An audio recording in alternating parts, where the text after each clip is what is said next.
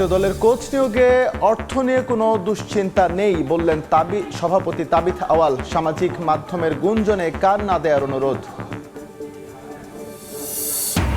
খুদে ক্রিকেটারদের অনুপ্রেরণা দিতে নতুন করে স্পোর্টস ক্রিকেট টুর্নামেন্টে হামজা চৌধুরী। আগামীর তারকা উঠে আসার প্রত্যাশা।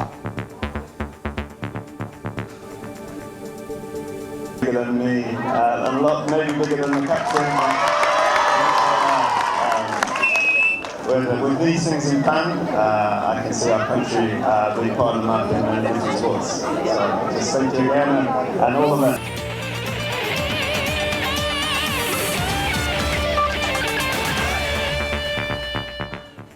বিশ্বের নানা প্রান্তের খেলাধুলার খবর জানিয়ে দেব আমি এসএফ ইকবাল। এই মুহূর্তে মিরপুর শেরে বাংলা ক্রিকেট স্টেডিয়ামে আছেন রিপোর্টার সাব্বির মিথুন। খেলার সবশেষ খবর জানতে আমরা এখন সরাসরি যুক্ত হচ্ছি তার সঙ্গে।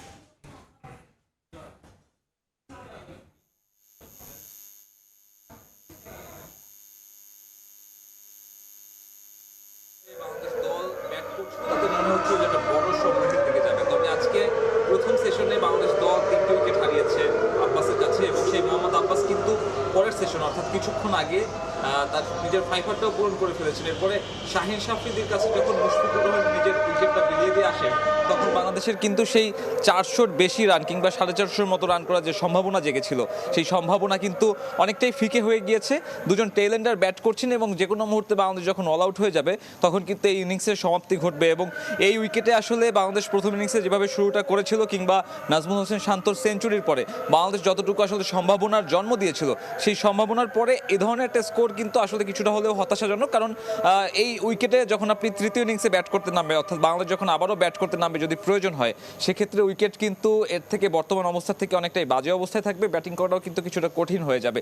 অর্থাৎ এই ইনিংসে বাংলাদেশের সামনে সুযোগ ছিল যত বেশি রান সংগ্রহ করে নেয়ার। তবে বাংলাদেশের মিডল অর্ডাররা আসলে বিশেষ করে লিটন কুমার দাস কিংবা মেহেদী হাসান মিরাজ যেভাবে নিজেদের উইকেট বিলিয়ে এসেছেন তাতে বাংলাদেশ দলের সেই রানটা কিন্তু অনেকটাই প্রত্যাশার থেকে কমে গিয়েছে এবং এরপরে লাঞ্চের পরে মাত্র তৃতীয় ডেলিভারিতে যখন শাহিন শাফরিদির বলে মুশফিকুর রহিম বোল্ড আউট হন তখন সেই 450 রান করার যে সম্ভাবনাটা ছিল সেটা একেবারেই শেষ হয়ে যায়।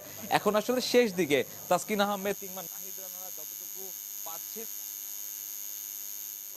যে কোনো মুহূর্তে বাংলাদেশ যখন অল আউট হয়ে যাবে তখন কিন্তু পাকিস্তানের সামনে একটা চ্যালেঞ্জ আসবে সেই রানের পাহাড় টপকানোর এবং তখন কিন্তু আসলে দায়িত্বটা বোলারদের উপরে গিয়ে পড়বে এবং এই পিচের যে অবস্থা এবং পাকিস্তানি বোলাররা যেভাবে আসলে বল করছে তাতে মনে হচ্ছে পাকিস্তানি ব্যাটারদের জন্য আসলে এই রানটা কম হলেও আসলে পাকিস্তানি ব্যাটারদের জন্য কিন্তু একটা বড় কঠিন পরীক্ষা অপেক্ষা করছে। কারণ বাংলাদেশের যে পেস ইউনিট রয়েছে 3জন পেসার নিয়ে না তারা নেমেছে, সেক্ষেত্রে এই গতির সামনে পাকিস্তানি ব্যাটাররা আসলে কতটুকু প্রতিরোধ করতে পারবে, যেখানে আসলে দুজন অভিষিক্ত ক্রিকেটার তাদের একাদশে রয়েছেন সেটা আসলে একটা বড় প্রশ্ন। তাই সেই সাথে নাহিদ রানার যদি কথা বলি, নাহিদ রানা যে ধরনের ফর্ম বর্তমানে তার রয়েছে তাতে নাহিদ রানাও কিন্তু একটা বড় চ্যালেঞ্জ ক্রিয়েট করবে পাকিস্তানি ব্যাটারদের সামনে।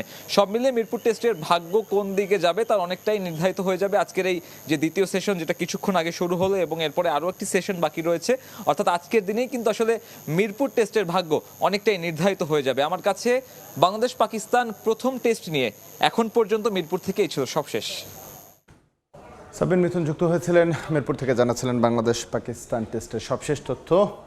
ইংল্যান্ডের বিপক্ষে ওয়ানডেতে দুর্দান্ত বোলিংয়ে সিরিজ সেরার পুরস্কার জেতা নাহিদ রানার সামনে আরও একটি স্বীকৃতির হাতছানি। আইসিসি প্লেয়ার অব দ্য মান্থের সংক্ষিপ্ত তালিকায় জায়গা পেয়েছেন বাংলাদেশের পেসার।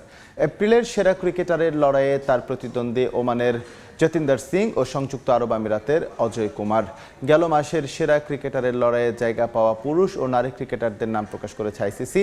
এপ্রিলে নিউজিল্যান্ডের বিপক্ষে বাংলাদেশের ওয়ানডে সিরিজ জয়ে বড় ভূমিকা রাখেন নাহিদ। 3 ম্যাচে 16.75 গড় ও ওভার প্রতি 5 কম রান দিয়ে সর্বোচ্চ 8 উইকেট নেন তিনি। এই পারফরমেন্সে র্যাঙ্কিংয়ে বড় লাফ দেন ডানহাতি বোলার। এবার মাস সেরার পুরস্কারের হাতছানি দিচ্ছে তাকে। আইসিসির ওয়েবসাইটে আগামী 15 মে পর্যন্ত ভোট দেওয়া যাবে পছন্দের ক্রিকেটারদের।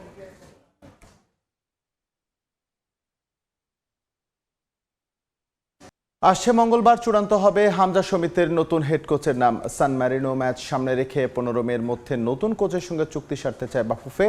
কোচ নিয়োগে বাজেটে কোনো সমস্যা হবে না বলে জানান ফেডারেশন সভাপতি তাবিথ আওয়াল। এদিকে সংক্ষিপ্ত তালিকা থেকে রোসারিও মিকেলের বাদ পড়ার খবরকে গুঞ্জন বলে উড়িয়ে দিয়েছেন বাফুফে বস। কে হচ্ছেন হামজা শমীদদের পরবর্তী কোচ?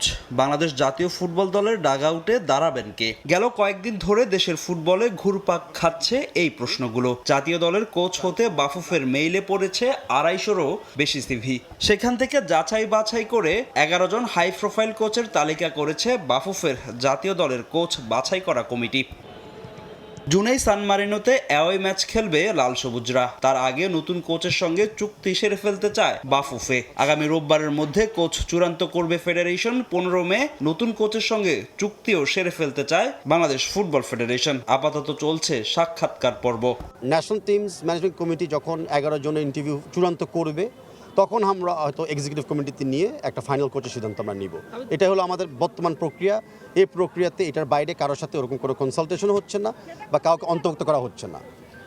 আমাদের টার্গেট হলো যে বাই সানডে আমরা একটা ফাইনালাইজেশনে চলে যাব অ্যান্ড 15 মের ভিতরে আমরা চাই নেক্সট কন্ট্রাক্ট সাইন করতে। কোচ নিয়োগে বড় অন্তরায় আর্থিক ইস্যু। তবে বাফুফের সভাপতি বললেন সবকিছু মিলে গেলে এই আর্থিক সমস্যাও সমাধান হয়ে যাবে। কোচ নিয়ে ফেডারেশনের পর্যাপ্ত বাজেট আছে বলেও জানান তিনি।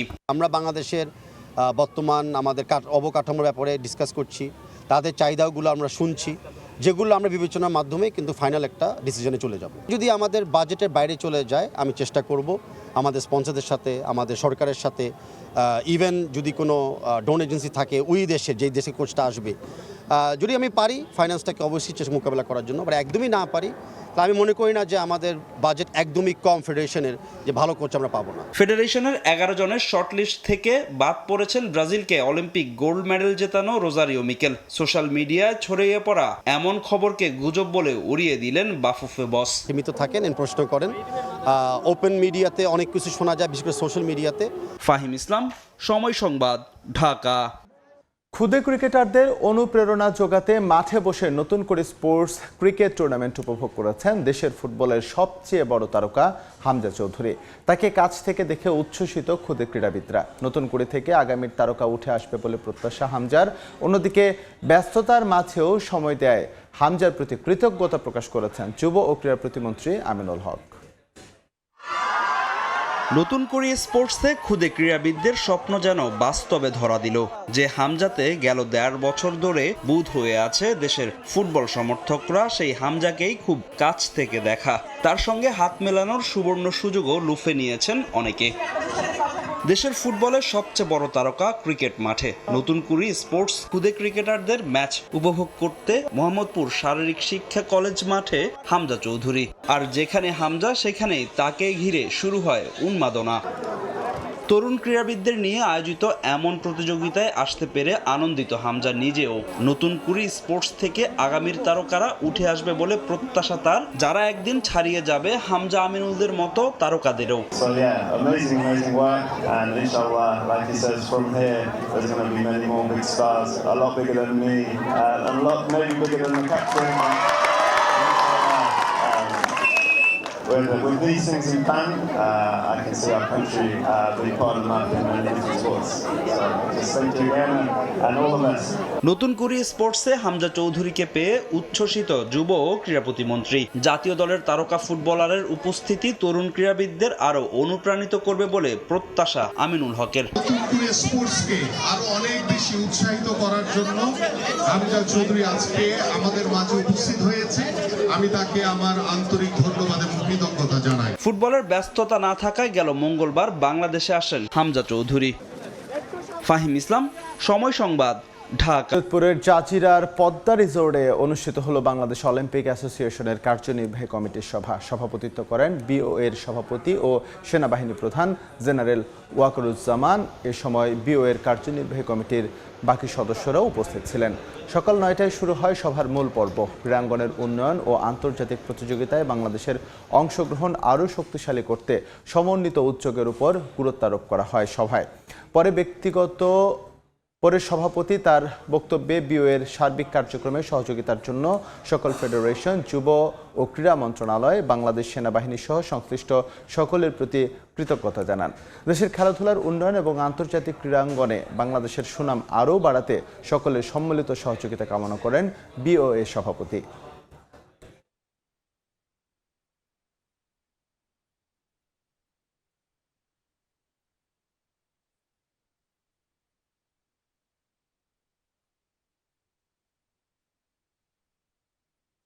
বিশ্বকাপ পর্যন্ত ইতালিয়ান কিংবদন্তিকে দায়িত্বে রাখতে চায় সিবিএফ।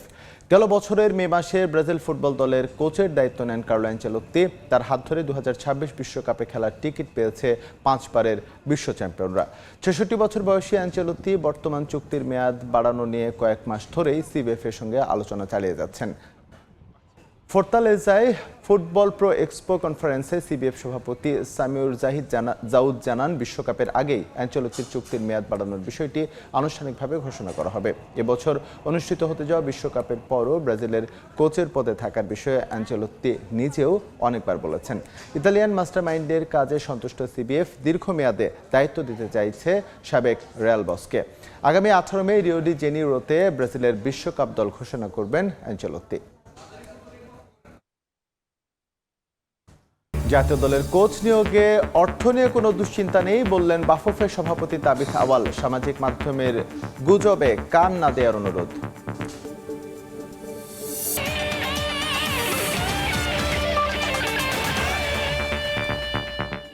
এই ছিল খেলার সময়। এরপর দুপুরের সময় সঙ্গে থাকবেন ওমর ইনাম। ইকবাল, আপনাকে ধন্যবাদ। দুপুরের সময় নিয়ে আসছি কিছুক্ষণ পর, সঙ্গে থাকুন সময়ে।